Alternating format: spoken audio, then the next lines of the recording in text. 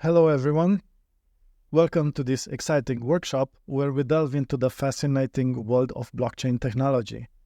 I am Traian Angel and I specialize in blockchain development, particularly in building scalable and efficient APIs as head of microservices at MultiversX. Today's workshop is tailored to take you through the journey of building your first microservice on the MultiversX platform. MultiversX, as many of you might already know, is a groundbreaking blockchain platform that aims to revolutionize the way we interact with decentralized networks. With its powerful smart contract capabilities, it opens up a world of opportunities for developers and businesses alike. By the end of this session, you will not only have a working microservice running on the MultiversX blockchain, but you'll also get hands-on experience in performing your first interaction with a smart contract. We're going to cover everything from the basics to the best practices, and it should be a fun and useful learning experience. So whether you are a seasoned developer, a budding blockchain enthusiast, or someone who simply wishes to expand their technological skill set, this workshop has something valuable to offer. Let's buckle up and get started. At the inception of MultiversX, our architecture was direct and straightforward. Front-ends directly interacted with the node gateway. However, in this model, the immediate challenge was the lack of efficient access to the vast historical data sprawled across the blockchain. Direct connections were akin to using synchronous calls in traditional monolithic apps, functional but not scalable. Recognizing this gap, we integrated ElasticSearch into our ecosystem. ElasticSearch, as many of you might know, is a distributed, RESTful search and analytics engine capable of addressing a growing number of use cases. By indexing blockchain data into Elasticsearch, we essentially created a performant, searchable data store of historical blockchain transactions. This is similar to creating database views and indexes in relational database systems for optimized and rapid data retrieval.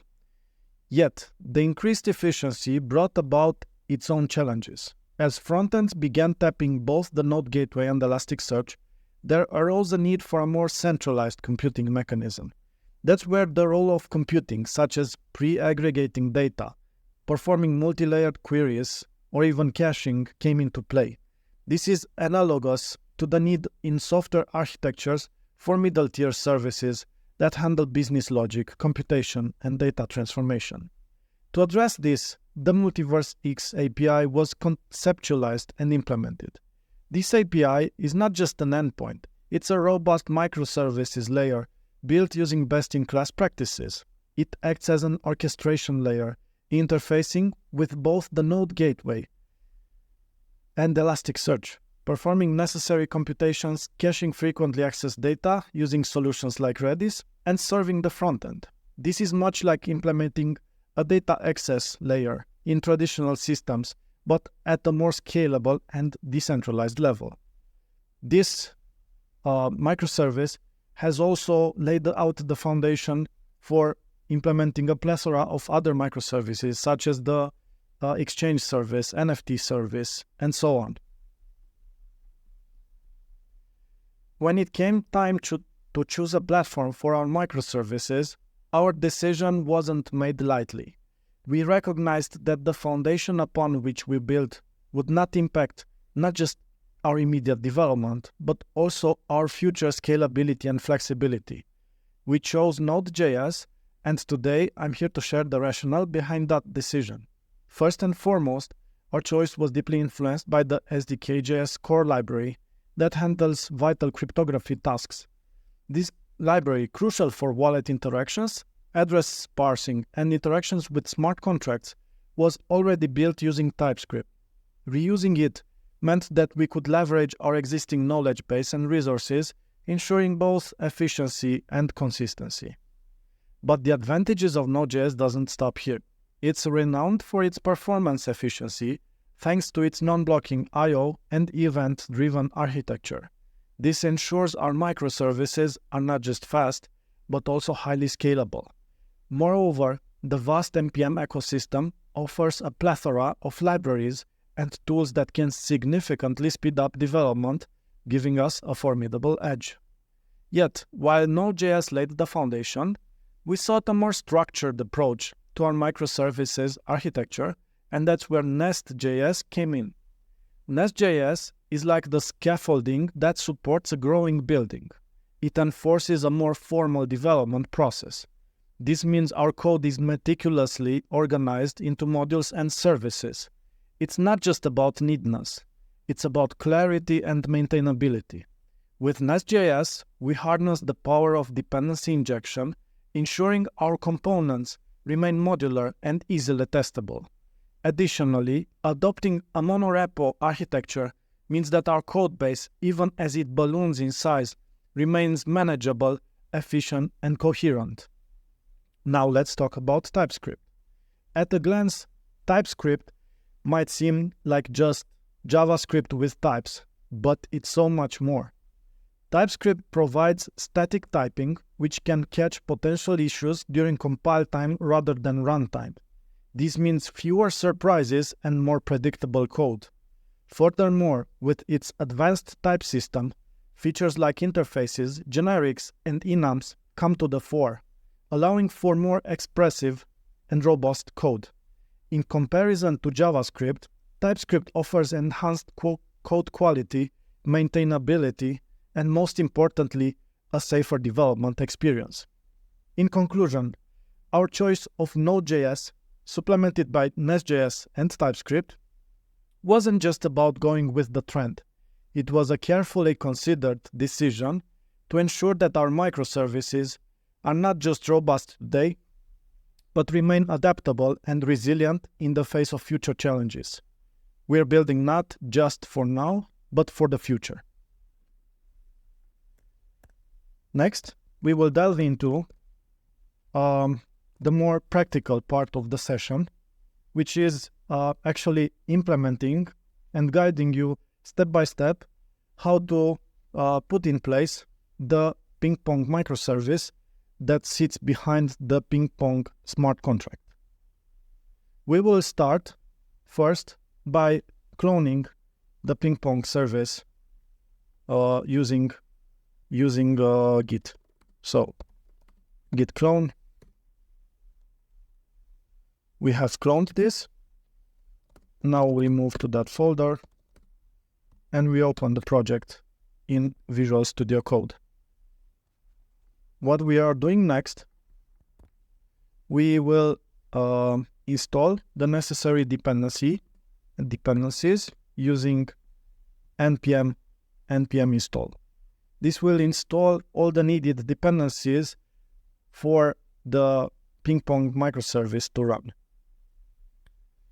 The ping pong service also targets smart contract that will not be discussed in this part, but will be discussed in other tutorials for these workshops. The reference to the smart contract resides in the config part of the microservice. We have configurations for multiple networks, and I will only show you today the one for the DevNet. For the DevNet, we have the ping pong contract that is located at this address. If we load up this address in the Explorer,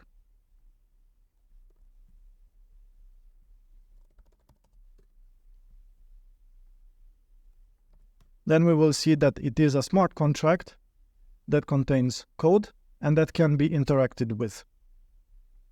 Now, as a next step, after installing all the necessary dependencies, we will boot up the necessary underlying components for running using Docker. So we do a Docker compose up, which will mainly install the caching service, the Redis service, but also prepares two other services that can scale up if the intentions arise, such as MongoDB and MySQL. After booting up the microservices, the underlying Docker components, we can now start the microservice using npm run start devnet. Now that our service has started, we can load up the Swagger. That means the documentation for the microservice itself. The Swagger doc is like a front end that is being used to see the available endpoints in a microservice, and also allows you to perform basic interactions with it. In order to further communicate with the microservice, we will have to perform a login. That is akin to the login that is being performed on a front end in order to fetch various informations. And that information is always loaded in the context of a blockchain address. So in order to be able to access the microservice, we will start everything from scratch, and we will also create a wallet address. In order to make this faster, I will just use the command line to do it using the mxpy tool. I'll say mxpy wallet new in the format PEM as a PEM file with a given out file. After doing this, I will have my wallet available, and I can boot it up in the wallet. DevNet wallet multiversx.com. Coming here, I will be able to connect with my PEM file. I will just drag and drop it here, and you will see it's a new address with 0x eGold, that means test eGold, available. I will use the faucet to load it up with 30 eGold, x eGold, and we will shortly see a transaction that is performed from the faucet account to the account that was just generated. Because it is a cross-shard transfer, there will be a 24 seconds delay between for sending the amount to my address. Perfect. So now I have my eGold available. Now we can move forward and try testing out this functionality. Maybe a few words about the functionality of the Ping Pong smart contract. Basically, the Ping Pong smart contract offers two types of interactions with it. It can receive 1 eGold as payment, and it will keep that 1 eGold for 180 seconds. That means 3 minutes. After those 3 minutes, at any point in time, being 3 minutes, 10 minutes, 1 day, or even more, it will be able to send that money back to the original sender that sent the Ping transaction using the Pong transaction, and it will give that 1 eGold back. And it is a very good example of how a simple smart contract works, and it is the basis for a lot of other smart contracts on our platform. Cool. In order to start here, we will, as said, we will need to authorize my newly created address and then start poking around with the VM queries, and we will also generate some transactions with it. In order to generate an authentication token for the front end, we will have to access the utils.multiversx.com page, where we have the native auth. This is the token that our backends accept when connected to them. I will choose now the network, DevNet, and I will generate a native auth token. I will connect with my same PEM file, and I will use this token as authentication here. Now that I'm authorized, I can call my first endpoint on the microservice, which is, for example, time to Pong. When I execute this, I will get return from the microservice that asked the smart contract on the blockchain whether I have my ping performed. The status that is returned right now is of course not yet pinged because we have not yet sent anything to the smart contract. Before sending the transaction to the smart contract, maybe it would be interesting to also discuss a bit how a smart contract works. A smart contract is basically an address on the blockchain that has a storage behind it. Interacting with that smart contract via transactions is very similar to function calls in traditional programming and allows the smart contract to save certain information in its own state. That state can be queried using what we call VM queries, virtual machine queries, that can give answers for that state.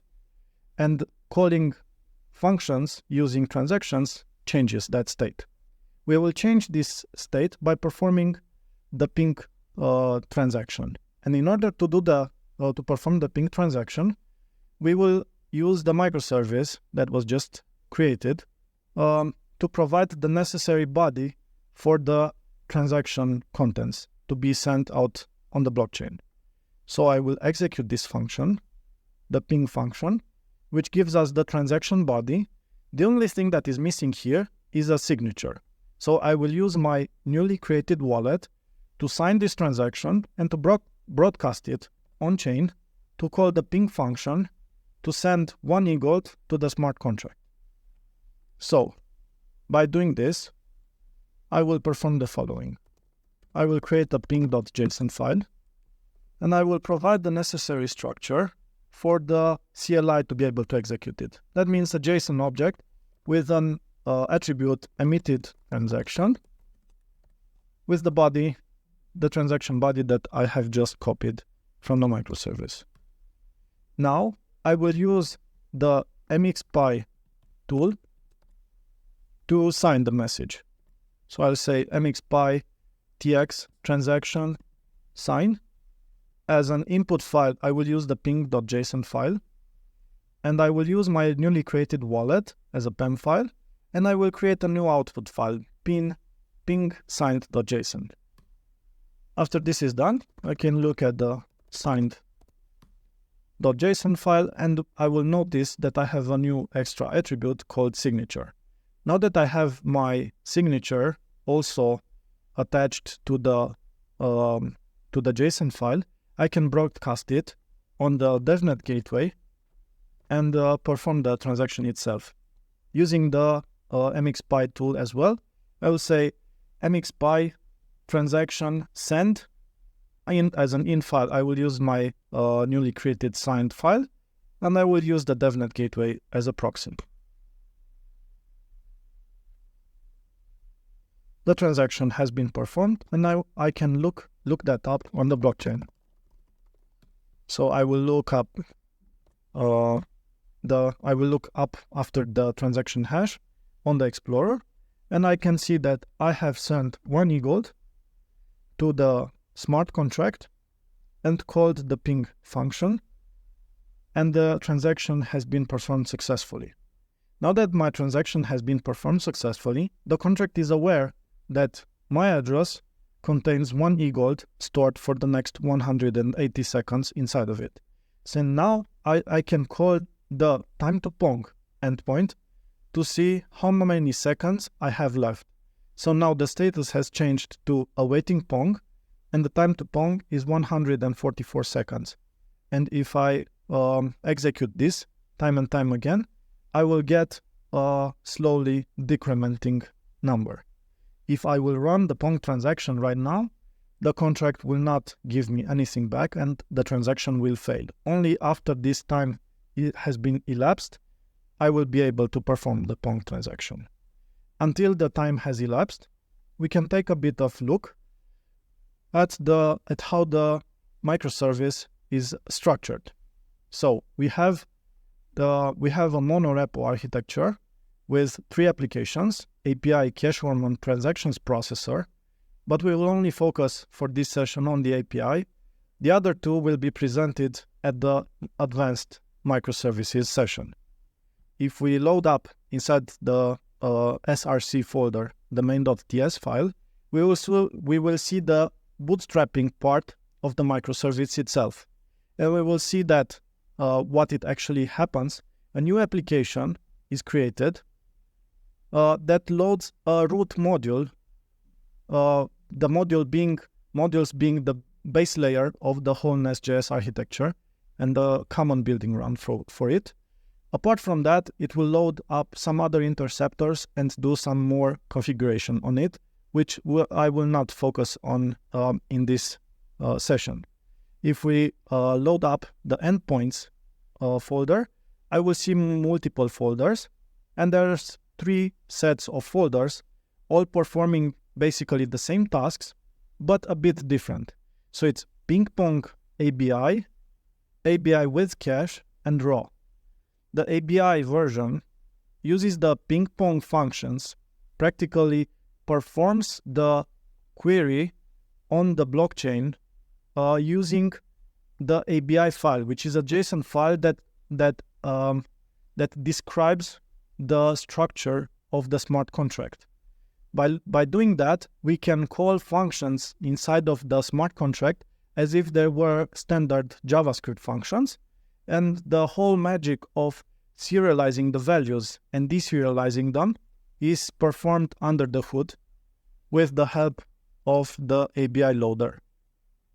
So we can take a look at this function, and then we will see that there's a smart contract object that loads the method getTimeToPong, and then it will build up a query for it, will perform the querying of the contract, and it will parse the query response for it. Basically, in order to show how it actually works under the hood, we also have a raw version for it, where we show that the querying the blockchain is basically an API call that is performed on the gateway, or basically on the API that points to the gateway, using the VM values query endpoint, which will point to the smart contract address. We'll call a function name with arguments, and then it will parse the result back into something that can be understood in the result of the endpoint. Besides, for that, we also have a version of the ABI with cache, where basically we cache the value, the result of the Pong deadline endpoint, in order not to overload the gateway, and so to make the API much more scalable and be able to serve many more requests without overloading the underlying infrastructure. Yeah, let's see whether the time has elapsed. Yes, we have the time to Pong has now decreased to 0, meaning that we can now execute the Pong function. And we will do it in a very similar way to how we called the ping function. We will execute the Pong transaction creation endpoint. We will copy the body. We will create nano pong.json, emitted transaction.